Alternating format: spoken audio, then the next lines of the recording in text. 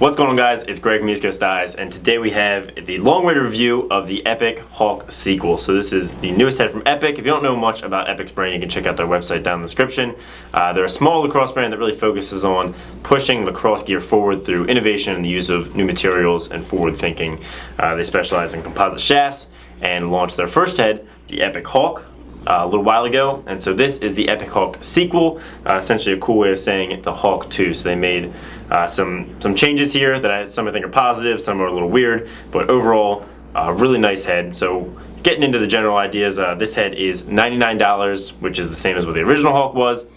And that's pretty consistent with what you see with brand new high-end heads, like the Centric is $95, the Brian Clutch 4 is $100. So usually that's what you're going to pay for a high-end head that has a lot of technology.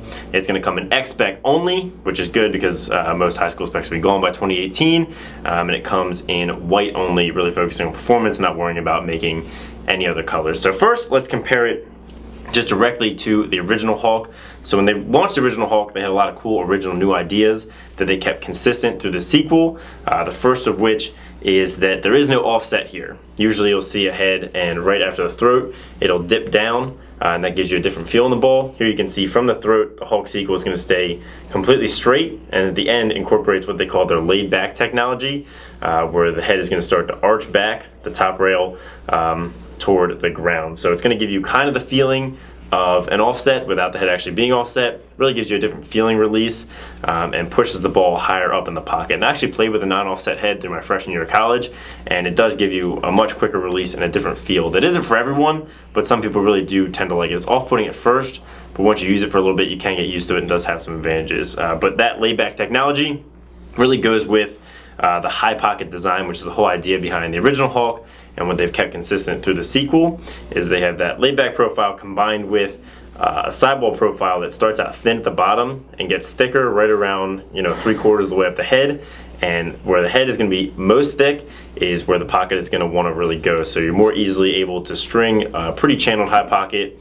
And along with that is their face shape, pretty much completely straight up the rails all the way up right to where that deepest point and the laid back technology starts. So the flare, the deepest sidewall point, and the laid back are all at the same exact point in the head, and that's going to let you string a pretty channeled high pocket, which is what I have here. So the changes they made is really they just refined the face shape, the features, rounded a lot of these corners, and rounded out the scoop, gave it a little bit better angles, just made it look a little cleaner, a little nicer, and cleaned up a lot of the designs and design features. The look has a nice little Epoch symbol down there. It says the Hawk, Live Play B, and Made in the USA. But the biggest thing they did is change the actual sidewall strut pattern. So whereas before they had these triangle shapes that were very functional, but honestly a little bulky and off-putting as far as aesthetics go, here they switched it to a very thick area down here at the bottom that anchors this horizontal rail that goes straight through the middle of the stick and then splits out to a Y design to give it support. A lot of people looked at this and said it didn't look very well supported, but in reality that super thick long throat and then that vertical rail really gives it a lot of left-right stability because it's going to anchor the rest of the head down into the thick throat. They did do some cutaways on the inside down in that thick part just to keep the weight down. So the overall weight of this head is 4.6 ounces, whereas this was 4.8 ounces. So they did cut some weight from the Hawk, which is good. It's lighter than heads like the Optic and a lot of other the lighter heads out there. So it's nice to see them cut a couple ounces because this was a pretty bulky head. So now for the stringing of the Hawk sequel, I honestly really like stringing this head. I didn't love stringing the Hawk quite as much because the shape was much more awkward and drastic, but they did a good job of smoothing it out, and they did a great job of planning out all the top string holes and sidewall holes.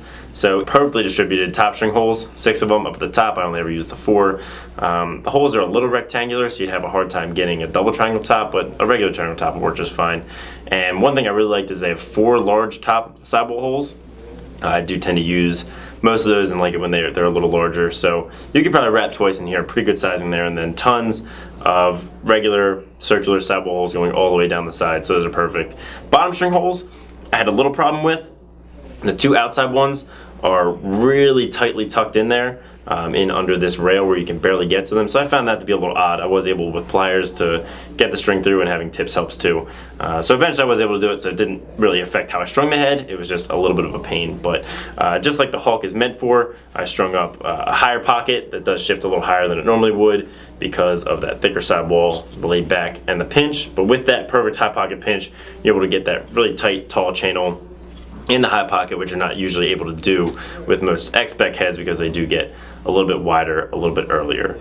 Getting into using this head, I really didn't think I was going to like it, but as soon as I strung it up and put it on a stick, it did feel pretty comfortable. I spent a lot of time playing with the original Hawk with this pocket, which was a Zach Dorn replica, just because I was curious, and did actually end up shooting the fastest I've ever shot with it. It's not a pretty pocket, but it did work pretty well. So once you're able to adjust to the feeling of the laid back and the non-offset, like my first couple passes and my first couple shots really went high just because I wasn't used to that release. But once you can tune in your release a little bit and keep your wrist a little bit more solid, you can get pretty accurate and shoot really, really fast with it. And it's pretty stiff, which I like for a shooting head. They have their composite injected polymer, which this is a little stiffer than the Hawk. It's a 3 stiffness on their 10 scale. So I like that. It's gonna be great for durability, really gonna hold its shape, and has pretty much the perfect flex for an offensive head. So overall, I think they did a really good job with the sequel. They took a lot of things that I would have changed from the original Hawk, did a really good job of smoothing them out, getting the look right, making the the face, the laid back, and the bottom rail a little bit more approachable for regular people, and maybe a little bit more versatile, where you could use a couple different pocket styles and not just the high. But again, this is a very specific head for a very specific type of player, so I would recommend that you try and check one out in the store or check a buddy's out before you commit to buying one, because a lot of these features are very specific to how you might play with the high pocket design. So let me know what you guys think of the Hawk sequel down in the comments. Make sure to like if you liked it, subscribe if you haven't, and have a great day.